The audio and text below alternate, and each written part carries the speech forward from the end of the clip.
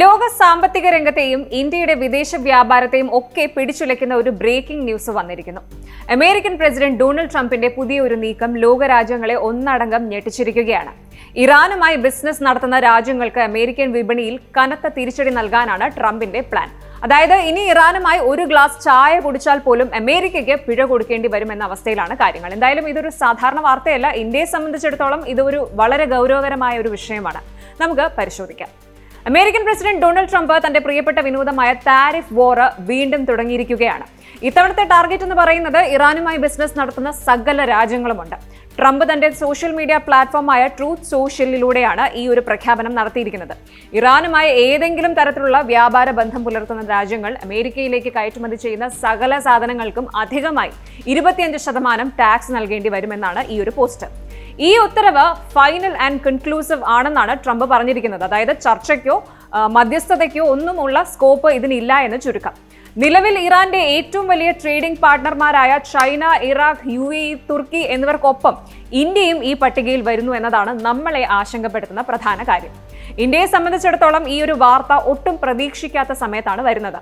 വാഷിംഗ്ടണുമായി ഒരു പുതിയ trade deal ഒപ്പിടാനും നിലവിലുള്ള ചില താരിഫുകളിൽ ഇളവ് നേടാനും ന്യൂഡൽഹി ശ്രമിച്ചുകൊണ്ടിരിക്കുന്ന ഒരു ഘട്ടമാണിത്.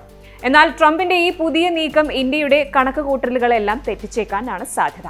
ഒന്നാമതായി, നമ്മൾ റഷ്യയിൽ നിന്ന് ഓയിൽ വാങ്ങുന്നത് അമേരിക്കയ്ക്ക് അത്ര താല്പര്യമുള്ള കാര്യമില്ല. അതിന്റെ പേരിൽ മാത്രം ഓൾറെഡി ഒരു 25% ടാക്സ് ഉണ്ട്. പിന്നെ അമേരിക്കയുടെ റെസിപ്രോക്കൽ ടാക്സ് വക വേറെ ഒരു 25%. ഇപ്പോൾ ഇറാനുമായുള്ള ബന്ധത്തിന്റെ പേരിൽ വരുന്നു ഒരു പുത്തൻ 25% കൂടി. മൊത്തം കൂട്ടിയാൽ എത്രയായി? 75% ടാക്സ്. അതായത് ഒരു ഇന്ത്യൻ എക്സ്പോർട്ടർ അമേരിക്കയിലേക്ക് ഒരു സാധനം അയക്കുമ്പോൾ അതിന്റെ വിലയേക്കാൾ കൂടുതൽ ഗവൺമെന്റിന് ടാക്സ് കൊടുക്കേണ്ടി വരുമെന്ന് ചുരുക്കം. ഇതിനെ വ്യാപാരം എന്ന് വിളിക്കണോ അതോ സന്നദ്ധ സേവനം എന്ന് വിളിക്കണോ എന്ന് ബിസിനസ്സുകാർ ആലോചിക്കുകയാണ് ഇപ്പോൾ. ഇത് ഇന്ത്യൻ എക്സ്പോർട്ടർമാർക്ക് വലിയൊരു തുകയുടെ ബാധ്യതയും ഉണ്ടാക്കും. രണ്ടാമതായിട്ട്, ഇന്ത്യയും ഇറാനും തമ്മിൽ വർഷങ്ങളായുള്ള വ്യാപാര ബന്ധമാണുള്ളത്.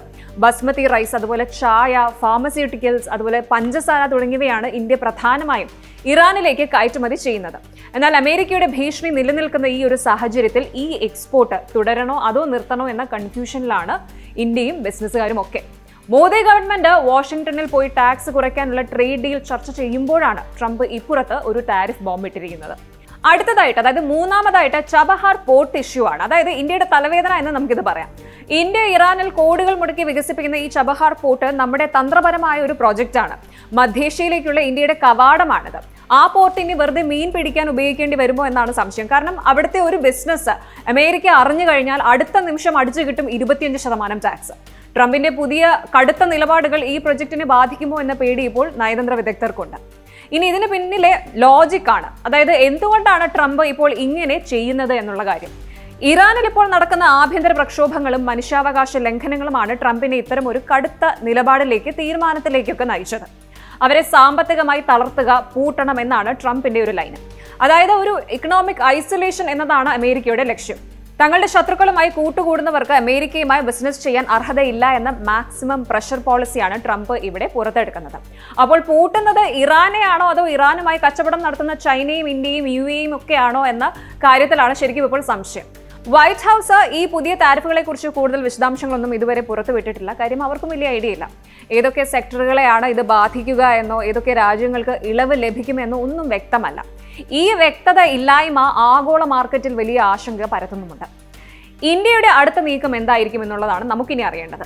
ഇന്ത്യൻ വിദേശകാര്യ മന്ത്രാലയം ഈ വിഷയത്തെ വളരെ ഗൗരവത്തോടെയാണ് കാണുന്നത്. മരുന്നുകളും അതുപോലെ അരിയും ചായയും ഒക്കെ ഇറാനിലേക്ക് അയക്കുന്നത് നിർത്താൻ നമുക്ക് പറ്റില്ല. എന്നാൽ അമേരിക്കയ്ക്ക് 75% ടാക്സ് കൊടുക്കാനും നമുക്ക് പറ്റില്ല. അമേരിക്കയുമായി ചർച്ചകൾ നടത്തി ഇന്ത്യ ഈ താരിഫുകളിൽ നിന്ന് ഒഴിവാക്കാനുള്ള ശ്രമങ്ങൾ അണിയറയിൽ നടത്തുന്നുണ്ടാകാം. പക്ഷേ ട്രംപിനെ പോലൊരു നേതാവ് തന്റെ നിലപാടിൽ നിന്ന് പിന്നോട്ട് പോകുമോ എന്നത് വലിയൊരു ചോദ്യചിഹ്നമാണ്. ഇനി ഒരു ട്വിസ്റ്റ് ഉള്ളത് ഇങ്ങനെയാണ്. ട്രംപ് അങ്ങനെ ഇങ്ങനെയൊന്നും വഴങ്ങുന്ന ടൈപ്പ് അല്ല എന്നുള്ളത് നമുക്കറിയാം. അദ്ദേഹം ഇപ്പോൾ ഇറാനുമായി ചർച്ച നടത്താം എന്നൊരു ചെറിയ സൂചനയും നൽകിയിട്ടുണ്ട്. ഇനിയിപ്പോൾ അഥവാ അമേരിക്ക ഇറാനുമായി കൂട്ടുകൂടിയാലും നമുക്ക്, അതായത് ഇന്ത്യക്ക് ഈ ടാക്സ് ഇളവ് തരുമോ എന്ന് കണ്ടു തന്നെ അറിയേണ്ടിയിരിക്കുന്നു. ചുരുക്കത്തിൽ ചൈനയ്ക്കും തുർക്കിക്കും ഒപ്പം ഇന്ത്യയും ഈ പുതിയ താരിഫ് വാറിൽ പെട്ടുപോയിരിക്കുകയാണ്. വരും ദിവസങ്ങളിൽ അമേരിക്കൻ പ്രതിനിധികളുമായി ഇന്ത്യ നടത്തുന്ന ചർച്ചകൾ നമ്മുടെ സമ്പദ് വ്യവസ്ഥയെ സംബന്ധിച്ചിടത്തോളം വളരെ നിർണായകമായിരിക്കും. അപ്പോൾ ട്രംപിന്റെ ഈ പുതിയ ട്രേഡ് ബോംബ് ഇന്ത്യയുടെ കയറ്റുമതി മേഖലയെ തകർക്കുമോ അതോ ഇന്ത്യ അതിനൊരു പോംവഴി കണ്ടെത്തുമോ? എല്ലാം കണ്ടു തന്നെ അറിയണം. കൂടുതൽ വാർത്തകൾക്ക് News 18 Keralam YouTube channel subscribe ചെയ്യുക.